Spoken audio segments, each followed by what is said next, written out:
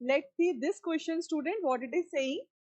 Match the list 1 and list 2 with their correct combination. हमें इनमें matchups करने हैं, ठीक है ना, लिस्ट 1 और लिस्ट 2 में. फॉर्मेशन फर्स्ट है formation of oxy haemoglobin, fibrosis, activation of chemosensitive area और इंस्पिरेशन. ठीक है ना, इसको हमें मैच करना है PQRS के साथ. सबसे पहले हमें ये समझना है कि फॉर्मेशन ऑफ ऑक्सी हीमोग्लोबिन के लिए क्या रिस्पॉन्सिबल है. हमेशा याद रखिएगा, ए पॉइंट को मैं समझा देती हूँ आपको. ये है एल्विलाई, ठीक है, और ये है पल्मोनरी कैपिलरीज. ऑलवेज रिमेंबर, ठीक है ना, पल्मोनरी कैपिलरीज है और ऑक्सीजन कंटिन्यूअसली जो है वो पल्मोनरी कैपिलरीज में आ रही है. तो ऑक्सीजन की जो अवेलेबिलिटी है वो पल्मोनरी कैपिलरीज में क्या है, कंटिन्यूअसली बनी हुई है. इसलिए इस रीजन में पार्शियल प्रेशर ऑफ ऑक्सीजन क्या होगा, ज्यादा रहेगा. गॉट इट और नॉट.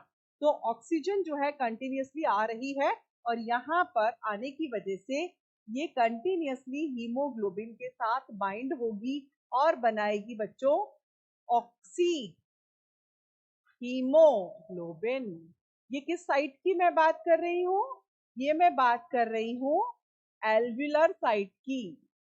और ये क्या बनाया है मैंने, ये बनाया है मैंने पल्मोनरी कैपिलरी.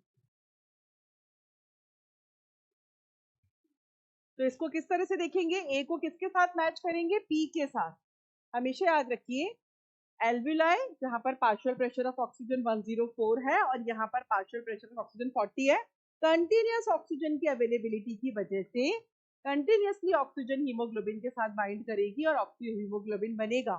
तो जो प्राइमरीली जो मेन फैक्टर है ऑक्सी हीमोग्लोबिन बनने के लिए एट एल्वुलर साइट, एनसीईआरटी में बिल्कुल क्लियर लिखा हुआ है कि जो सबसे इंपॉर्टेंट फैक्टर है वो है high partial pressure of oxygen because of the continuous availability of oxygen in the pulmonary circulation. I think it will be clear to you. अब हम बात करते हैं फाइब्रोसिस की. अच्छा, फाइब्रोसिस जो प्रॉब्लम है उसके अंदर क्या होगा कि कोलेजन फाइबर्स जो है उनका डिपोजिशन हो जाता है लंग्स में, जिसकी वजह से सांस लेने में क्या आती है, बहुत ज्यादा दिक्कत आती है. क्या आती है, दिक्कत आती है. तो ये फाइब्रोसिस जो है वो हम पढ़ते हैं किसके अंदर, ये हम पढ़ेंगे ऑक्यूपेशनल रेस्पिरेटरी डिसऑर्डर के अंदर. फाइब्रोसिस किसमें हम पढ़ते हैं, ऑक्यूपेशनल रेस्पिरेटरी डिसऑर्डर के अंदर. अगर कोई पूछे आपसे कि फाइब्रोसिस क्या होता है, तो फाइब्रोसिस होता है एल्वुलाई में रीजन में, लंग्स रीजन में कोलेजन फाइबर का एक्सेसिव डिपोजिशन, जिसकी वजह से लंग्स को एक्सपेंड करने में प्रॉब्लम क्रिएट हो, को बोलेंगे फाइब्रोसिस. और इसके लिए मेन कारण क्या है, due to long exposure to dust. तभी तो हम इसको बोल रहे हैं ऑक्यूपेशनल रेस्पिरेटरी डिसऑर्डर. जैसे एग्जांपल है सिलिकोसिस, सिलिका की डस्ट से कोलेजन फाइबर्स का एक्सेसिव डिपोजिशन हो जाएगा लंग्स में, जिसकी वजह से लंग्स के अंदर एक्सपेंशन नहीं होगा and it will create a respiratory disorder. Got it. Next अगर हम बात करते हैं सी की, अगर हम बात करें एक्टिवेशन ऑफ कीमोसेंसिटिव एरिया, तो देखो इसको हम नेक्स्ट स्लाइड पे समझ लेते हैं. ये जो रीजन मैं बना रही हूं ये है पॉन्स. पॉन्स के बाद ये मेड्यूला है, ठीक है, this is pons and this is medulla region. और यहाँ पर ये आरआरसी है और आरआरसी के पास में ये है chemosensitive region. This is RRC, respiratory rhythm centre. और यहाँ पर ये है कीमो सेंसिटिव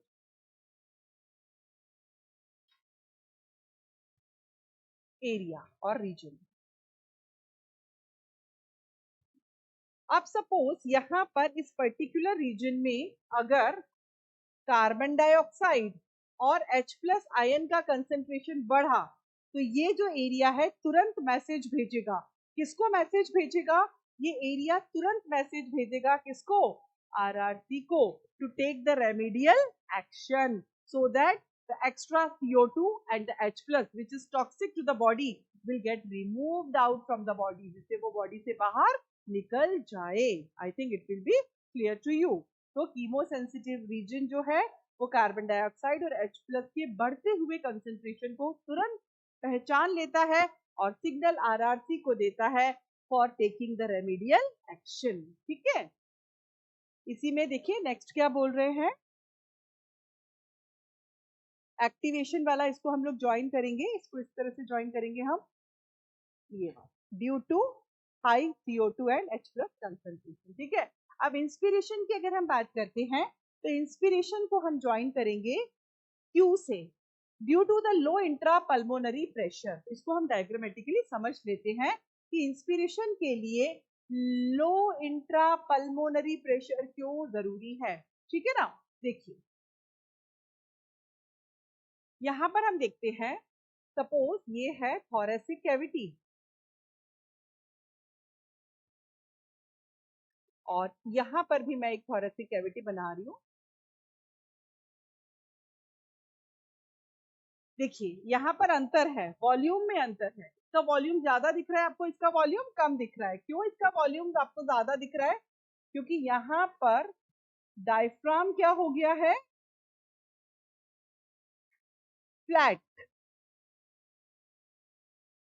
गॉट इट और नाउ? और उसके अलावा जो स्टर्नम है वो भी ऊपर की तरफ सरक गया है और रिब्स भी ऊपर ही शिफ्ट हो गई हैं इस तरह से.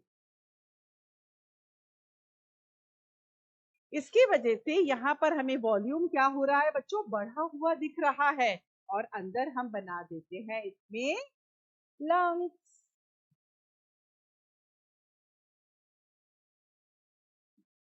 इसकी वजह से यहाँ पर वॉल्यूम क्या है, बढ़ा हुआ है. और यहाँ वाला, इस वाले केस के अंदर